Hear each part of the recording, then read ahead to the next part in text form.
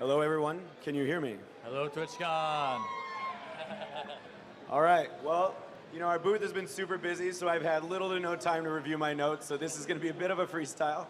I got plenty of notes, lots to get through. I'm really excited to share this with you. First, let me say how grateful I am that you're all here. For those of you that came by the booth, it's been awesome for us. Infinine has been 2 years in the making. I started as a 5-man team. I spent my life savings, almost lost my apartment, and we got into Techstars, which is one of the top accelerators in the world last year.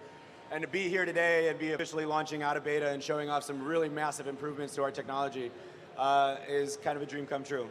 And now we've grown to 14 people, many of them you've met, and they're some of the most hilarious and intelligent people I've had the privilege to work with. So, now that I've said that, I'd like to share, I think, over this summer, and I think some of you have been part of the open beta. Last April, we set out to say, let's get all the duct tape off of this thing and see what we can really do.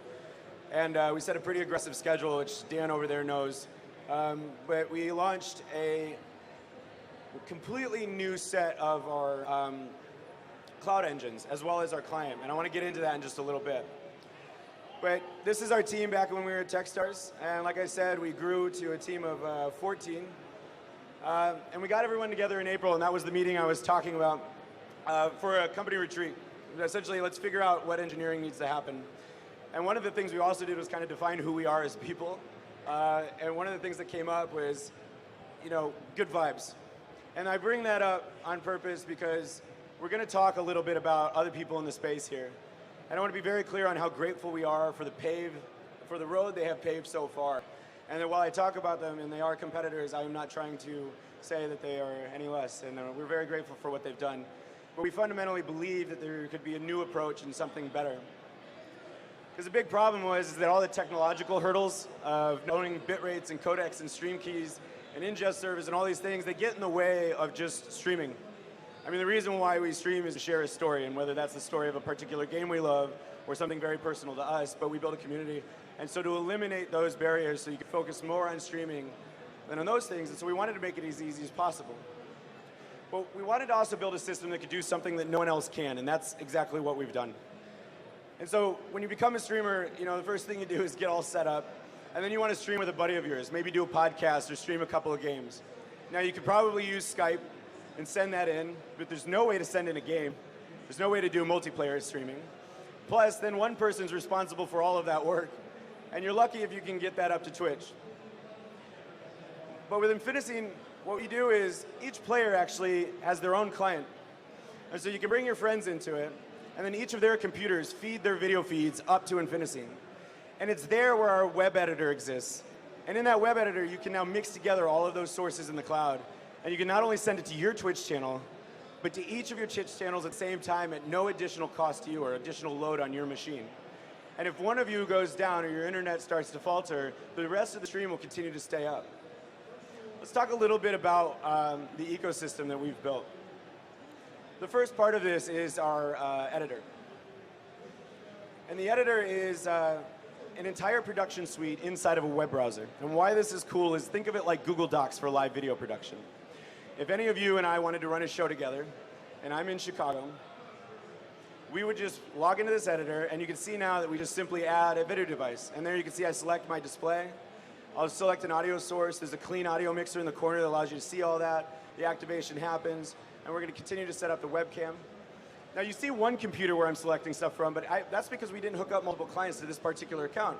But you could actually see your friend's computer and grab their game too. So you could do side-by-side Rocket League, or like we do in the team stream. And we'll show you a good example of that in a little bit. Kona's helping us out with the demo, so I'd love to see some K-Konas in the chat for anybody watching live. There we go. Kona's over at the booth if you haven't gotten a chance to say hi.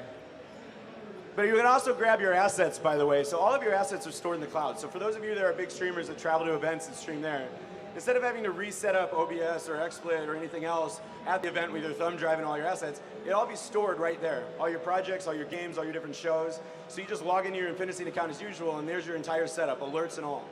No need to reset out whatsoever. All you have to do is link up the new computer, add the new video camera and game, and you're good to go. And you can see there that he's gone live. The other piece of this is there's a small client that sits in the system tray, or the menu bar if you're on Mac, for those of you that stream on Mac. All this little guy does is package up video and send it to us. So when you add your game to the editor, it then triggers the client to send us the game. What's nice about that is it's ultra lightweight. You see all the work of, layering everything together. I'm getting excited. All the work of layering everything together, or importing your browser inputs like Twitch alerts or now Streamlabs, or GameWisp, whatever it might be, all of that work is actually done on our servers. The only thing your computer is responsible for is encoding that 1 or 2 video feeds of your camera in your game.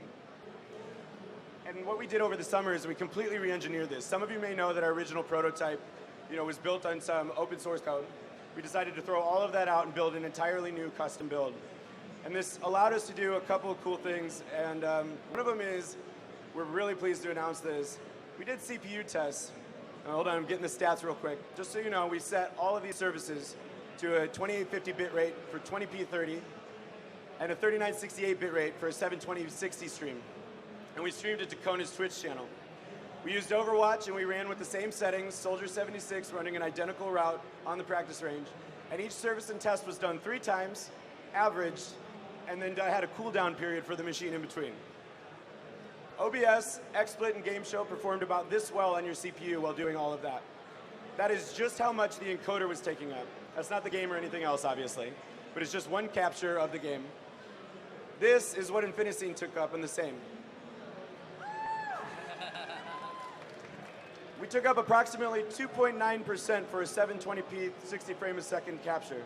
What this means is you have more power for your games. What this means is we've taken it off your CPU so that your computer can continue to function and give you the experience for the reason you bought that powerful computer in the first place. And a lot of this is due to the fact that we do this all by taking it up to the cloud and doing that layering and compositing, but it's also advanced use of other resources that you have available on your machine. And we decided to put together a fancy graphic that shows our... So in the cloud, we have what we call the Captivate system. A fancy name we came up for our cloud compositing engines. These are the engines that grab your video source and my video source and layer them together into our podcast, where it grabs all the images and sends them off to Twitch. Over the summer, we had to completely rebuild these. And previously, like I said, it was a real struggle to do this. It took 2 years.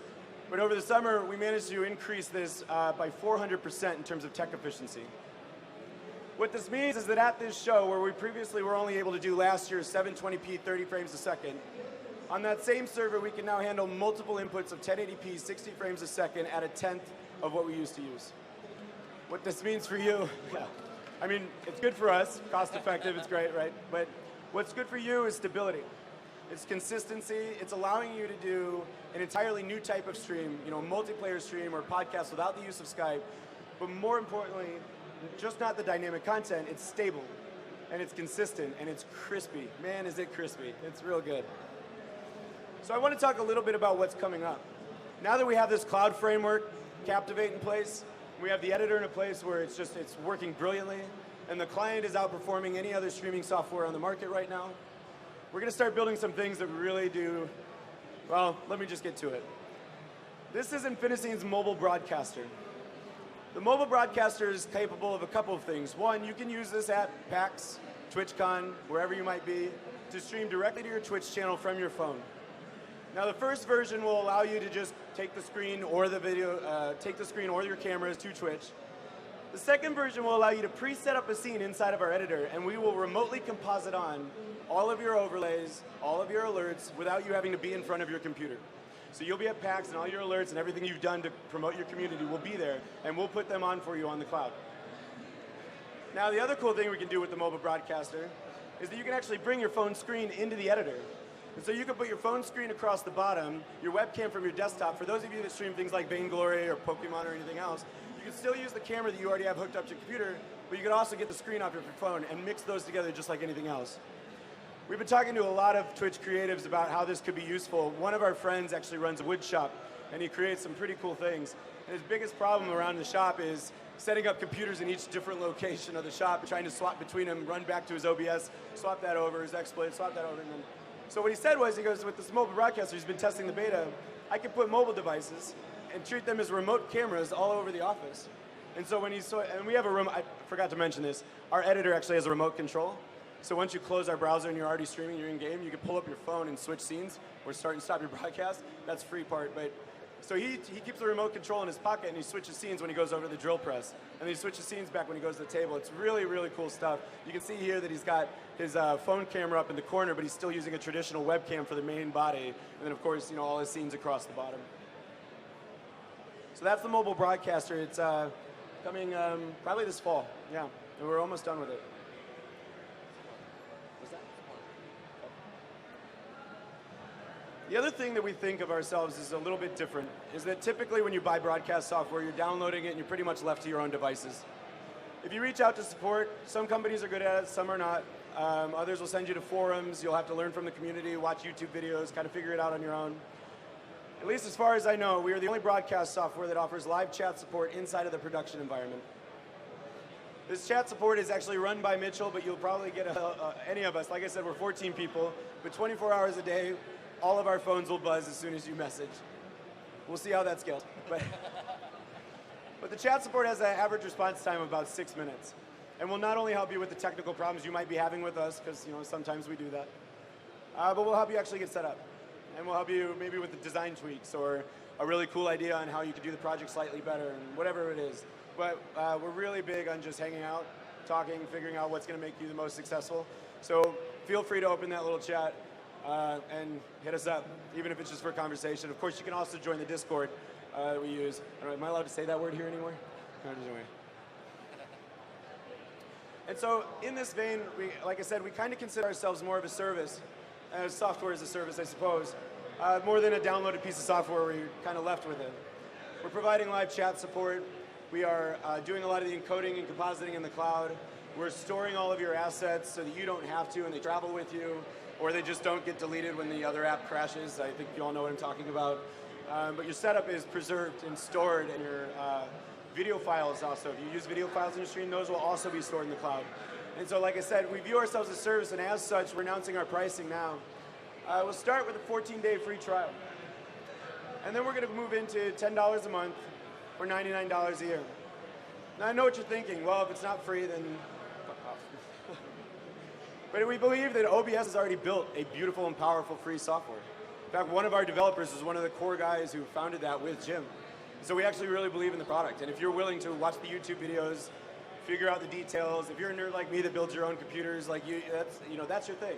And there's already a great free option in the world. And so as our free tier, we will promote OBS. But when you're tired of fixing things, or if you just want to stream, if you just want to tell your story, if you just want some help, if you just want to be done, then $10 a month, I think, is more than fair for us to invest in you, our time, and helping you get set up and doing all the encoding and storage for you. And yeah, that's what we set out. We'll be launching our paid plans in about a month. Part of that is if all of you sign up now, or you come over to the booth, you'll get it free till the end of the year. And I think that's plenty of time for you to see the difference, for you to understand why we've structured it this way, and for you to really see that it's just much better to turn on your computer and start your stream than to spend so much time fixing. Especially for those of you that have a great community, for those of you raising money for charity, why spend any amount of time on technical hurdles and challenges and third-party services and all the different add-ons that exist, and just go live. So I want to actually share with you a really cool video of us. We do a team stream every Thursday, so all of you are welcome to come play Overwatch with us, by the way, or whatever we're playing that week. This is a video of all of us playing a number of different games on Thursday nights with our community. On that one, you'll see that Ryan's in LA, I'm in Chicago, and Garrett's in Toledo, Ohio. If you pay attention to the game clocks in any one of these, you'll notice that it's within half a second. So despite the fact that each of those feeds are traveling up to the cloud, getting composited through us, all of those synchronizations are happening. This is particularly cool for Rocket League, showing all three teammates. This is cool for Overwatch, when you can see me running down a hallway and I cross Ryan's point of view. Now this is obviously an extreme example. Putting all four on a grid is not easily watchable. But if you think about it like in a team scenario, and you have scenes across the bottom, you have all of their feeds. So you have your entire team in different scenes, and then you have a director, who, by the way, since we're like Google Docs, can log in remotely and direct your stream for you, and can switch between different team members when somebody's dead and then they want to watch this guy. So it doesn't have to be the grid method, but you could set it up in different scenes and then switch between them and direct your stream. We wanted to show this because it's a really neat demonstration of just how powerful what this is. Let's talk a little bit about integrations. I know all of you are big fans of the browser plugin. on OBS. It used to be more difficult. John Bradley, who actually wrote the browser plugin, is on our team, and we give him a little shit all the time. We wanted to do integrations a little bit differently. So far we have Streamlabs, our friends over there. We're working with GameWist to get them in here soon. We love the guys at Muxy, phenomenal product. Stream Pro, which I think is just part of Streamlabs now, isn't it? But at any rate, the way that you do this is any one of these will appear as an appear area, and you just paste in the URL right now. But what we're working with Muxy on first is we want to take the entire control panel of Muxy and put that directly into the production environment. I think in no world should you have to flip around between 4 different tools to get your stream set up the way you want. And in no world do we want to do anything but build beautiful broadcast software. So we're partnering with Muxy, we'll be doing the same with Streamlabs, to put those settings in that control panel right inside of the editor, instead of having to switch back and forth. What's that? Too much moving? All right. Sorry. Should I go deeper? Hello. Muxy will be integrated directly in. So like I said, instead of flipping back to Muxy's website, you'll be able to control what it looks like, what it's shaped like, what it gets triggered by, right there in the production environment, instead of having to go between tabs and do all of that. I think it's going to be really nice to be in one cohesive creative environment the entire time you're trying to tell your story, as opposed to sweeping around. Next will be Streamlabs, and of course, love the guys at GameWist, fellow Techstars fam, so big shout out to those guys. Let's talk about another thing that's coming. This is actually coming this fall. And this one is, I'm pretty excited about this guy. So, recording is something we've gotten asked about from a number of streamers. Now, typically, if you're going to do recording, this is extra load on your machine. And what you're getting in the recording is a fully composited stream. So for those of you that take your VODs and upload them elsewhere for recorded content, you probably prefer to remix it, to get to, sometimes remove the camera or move things around, not just the way you had it on stream. Well, because we receive everything in the cloud and we receive them as individual sources, we will store a recording of not only your fully composited stream in the cloud for you to download at a later time, not on your hard drive, no additional resources on your local machine, all in the cloud, part of our compositing engine. We'll also keep a recording of every individual feed you sent us. So this way you can also download different variations of your webcam or your gameplay, or all 4 of your gameplay if you're doing a multiplayer stream. And this way you can remix this for YouTube. You can do recuts of the match. You can do all the things that you would expect to do. Individual source recording that costs you nothing in terms of your local resources. And that's something that no other broadcast software on the planet right now is doing. And so we're really excited about this one. Thank you. I'm going to pause for applause every now and then, yeah. Finally, actually, I can show you the remote. I didn't get a chance to talk about it a little bit earlier. This is the remote control. This is actually not an app. If you go to our website, Infinine.com, you load the editor in your phone, it automatically scales down to just tiled scenes, and then a start and stop button at the top. Soon we'll add your Twitch chat in there if you want to use your phone as a second screen for this. But essentially tapping any one of those tiles will swap your scenes for you. And so this acts as like a mini little TriCaster you can set next to your keyboard. You don't necessarily need hotkeys or anything like that. You can actually see your scenes so you know which ones are which, because you can see the little thumbnails on there. It's a nice little add-on that we just made. It's just a responsive version of our studio. But yeah, that is available to anyone who has an account. That's this one? Okay. I told you, I'm winging it. So this next one's, I think, one of the more exciting things, and I know I've said that, I think, 4 times now, but I love what we do, and it's been a couple of years, so I'm gonna talk a lot. Part of building that new client, the goal was to build an ultra lightweight client that could not only exist on PC and Mac, but had a core set of functionality that we could then wrap for other platforms.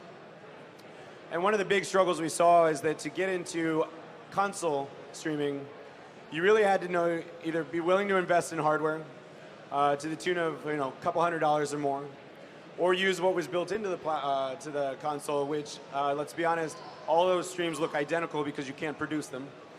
And the codecs they're using are not particularly efficient yet. And so what we'll be launching over the next 6 months is an Infinine client that'll go on your Xbox and on your PlayStation. So you can pull that feed in wirelessly across your network. And what that'll allow you to do is mix in a webcam that you have attached to your Surface or your tablet or whatever it might be because of our mobile broadcaster. And you'll be able to pull in a microphone that you have attached to the laptop maybe. And then you'll be able to pull in your console in the background, eliminating the need entirely for a capture card. Now that's not to say the capture cards aren't valuable, and in fact they're far more efficient in terms of quality than this is. But what this will do is allow a lot more people to try console streaming. Or if they're already a PC streamer and they just want to try console streaming for one particular game they wanted to stream, then there's not an enormous setup that they now have to purchase and will go to waste. So we view ourselves as hopefully growing the console streaming market, and then of course if that's what you decide to do with your life, which is great, then moving up to something like an AverMedia or a Hotpog would be a great move. But the Xbox and PlayStation clients will be coming probably early next year, and we're pretty excited about those as well.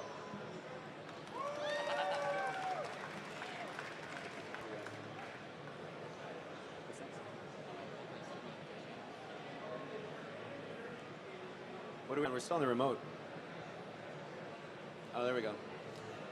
So earlier I talked about multicasting, and I think a few of you probably use something like Restream.io or one of these other services to do that. If you particularly where this is interesting is if you run a brand, like any one of our fellow exhibitors here.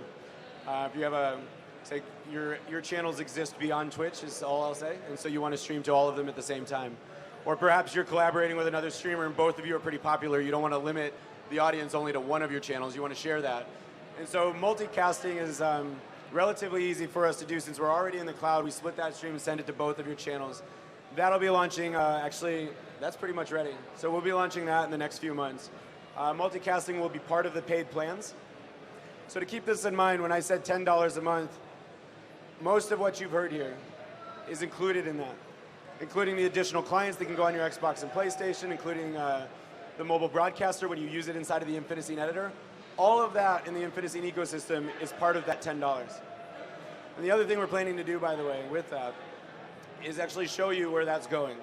So we're going to actually publish our server costs and everything else associated, because I think it would be really cool for you to say, if I'm giving you $10, I'm just kind of curious where that all goes. And we'll have a picture of one of our developers starving as we pay him a pittance. As we pay all of us. But I would like to take any questions if anyone has any. I don't know if that's allowed. Can I do that? Yeah. Sweet. I don't know if anybody has any questions. Raise your hand, I guess. There's a microphone, but happy to answer. Hi.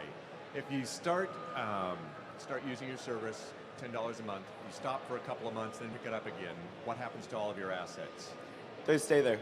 Rock and roll. Yep. I would love for you to come back. We've talked to a number of beta testers, and some of these guys, they stream.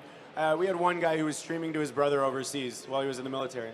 So every time he was deployed, he really only streamed so his brother could like hang out and watch him.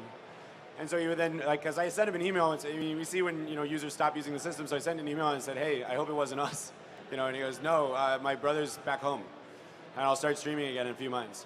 So I think in terms of storage like that, we would keep all of that, and it's relatively lightweight for us to do. We've designed it as such. So yeah, if you leave and decide to come back, welcome back. I think we are, yeah.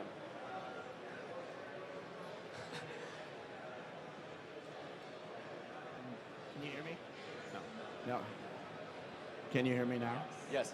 So in terms of recording quality, do you have different settings for file types? Say you want to record in a different file. Like if OBS, I have to remux everything. I'm sure you're familiar with that, and it's a hassle. If you record in OBS Classic, it doesn't automatically do it. So you then, to port to YouTube, you have to just redo everything. So again, this is one of the advantages of having built Captivate. Because it's a cloud framework and we're recording up there, when you go to retrieve those files, we can attach a transcoding service that will enable you to download it in whatever form you need to.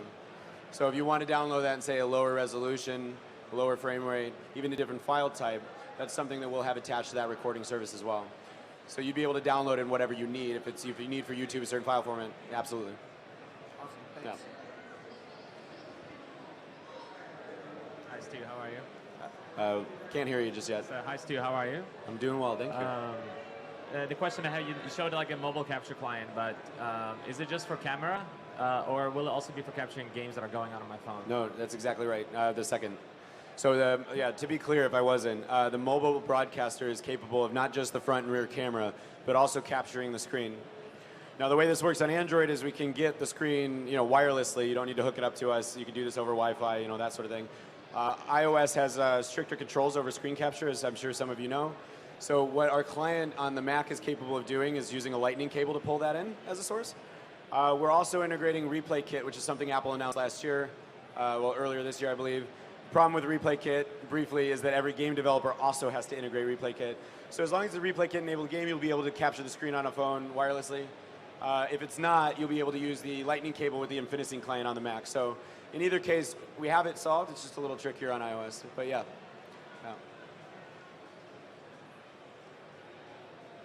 Hey, how's it going? Sound all right? We're using your client for esports casting with Excellent. multiple casters. And one of the things we would really, really like to see is a stream delay. Say that one more time. I couldn't. We would really like to see a stream delay to prevent any stream sniping for competitive events. And Sure. Yeah, I can. Thursday? Dan, can we do Thursday? All right. All jokes aside, coming this October, we could probably get that done. You're talking about being able to build in your own, manual delay. We have a lot of poker requests for that as well. So yeah, we'll put that on the list. Yeah, I would add too, along with the, we have the live chat support. We also love getting feedback through that as well. So if you guys get in, you start using it, and there's something that you're like, oh man, I really wish I could do this, or there's this one little thing that would be cool to be able to do that you guys won't have quite covered yet. Let us know in that live chat, because we can tag those requests. They go right into our product board. So when we're planning the roadmap coming up, we can prioritize those. So. You should see the roadmap, actually. But to reiterate, the live chat support, Discord, join our Discord, and we have we have conversations there all the time. And I'm going to do something else. Email me. I'm stu@infinine.com, STU. I have personal conversations with our users every week. I love to talk about a product, what you need, what we can build. So I'm already buried under email all the time. You're not going to make it any worse. So jump on in. Water's warm. Any other questions? We got about 1 minute until they're going to kick me off. So if nothing else, then oh. Hi. Hi. You had the best facial reactions for the entire thing. You seem so excited. That warms my heart. Thank you. I'm so excited. I love the creative aspect of it. I question about I don't know if it keeps going out or not, or if that's just me. I have no idea. I'm sorry. But font creative. Oh, is this better? Yeah. It is. When you get like a recent follower or subscriber, you have that kind of text on the overlay. Yeah. I wanted to know more about like if you can change the color of that font and the outlines and all that kind of creativeness, because with OBS there's like this permanent black line around my stuff, and it drives me crazy. So I'm just curious. For this, we've partnered with some of the people that do this amazingly well already. Streamlabs, Twitch Alerts has been around forever. Some of the other guys like Muxy. So these are guys that already have, really nailed this, I think. And so instead, what we've done is partnered with them. So you can use either one of those services, and that's what I was saying earlier about pulling in those alerts. So instead of using the default OBS, you could go and edit, say, have Muxy or Streamlabs produce those graphics for you, and then alter the font and the images that you have appear for those. But yeah, it's super simple to do, and it's right there in the editor. And soon we'll put all the controls in there, so you don't have to go, flipping back and forth between their service and ours. We'll just build it right in. But again, for all of you that stayed, and for those of you that had amazing facial reactions to all the stuff that we had to announce, and I know it was a lot, I just want to say how grateful I am. This team is here. We're doing a raffle at 4 p.m. And again tomorrow, we're giving away $1,000 in EVGA hardware. We're giving away Razer Siren. We're giving away the casual streamer shirts. We've partnered with our friends over at Filthy Casual to make a casual streamer t-shirt I'm sure you've been seeing all around the event. I just want to say how grateful I am to be part of this community, and for that all of you came to watch me babble on for half an hour. So thanks again. Thanks, guys.